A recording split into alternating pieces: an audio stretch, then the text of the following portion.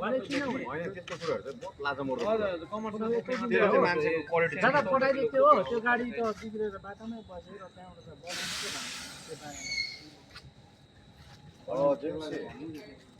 त के भन्नु छ प्रमोद दासको विषयमा तपाईँलाई तेलको विषयमा के भन्नु छ तेलको विषयमा बढेर जानुपर्छ भन्दैछु नि बढेर जानुपर्छ हो भाइ बढेर जानुपर्छ नि हो हाम्रो त खाली गाडी हामी त छौँ जानुपर्छ जिम्बा तिमीलाई 1500मा पोसाइरहेको छ पोसाइरहेको छ दा तर यस्तो बिजोग चाहिँ भएन हो यहाँ डेली आउनुपर्छ हो डेली आएर यसरी फर्किँदै जाँदै मजा आएन खानामा कति खर्च हुँदैछ खानापिनामा खानापिनामा 300 त खर्च हुन्छ हो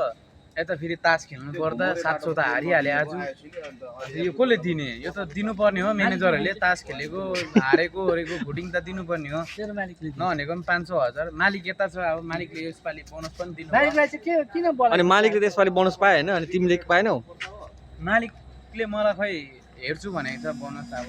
तिहारमा हेर्छु भनेको छ अब मालिकले पनि सोधिहाल्छ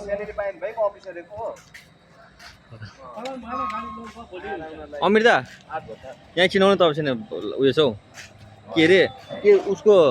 बुढा के भन्दैछ भाइले बोनस त यसपालि दा मैले 1 साल भयो मैले पनि पाएको छुइनँ भन्छ के भन्नु छ भन्नु त बोनसको लागि यो भाइको लागि बोनसको लागि मेरो भाइलाई एकपट्टि राखेर तौला मलाई एकपट्टि तौला हो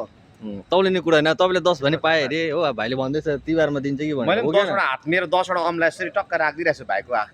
शिरमा हो आज अब हाम्रो कति सिनियर गुरुजीहरु घरमा बसेर हैन गुन्द्रुकको सुप खाँदैछ आज मेरो भाइले सुकुटी खाँदैछ खसीको त्यो हो प्योर लोकल खसी रोइनेको सुकुटीको सुप खान्छ अब अघि सबीर साथीले अब लोड गरेर लिएको 500 अफर गरे हैन मेरो भाइले 500 डाइस हालेर म चल्दिन्छु भन्दियो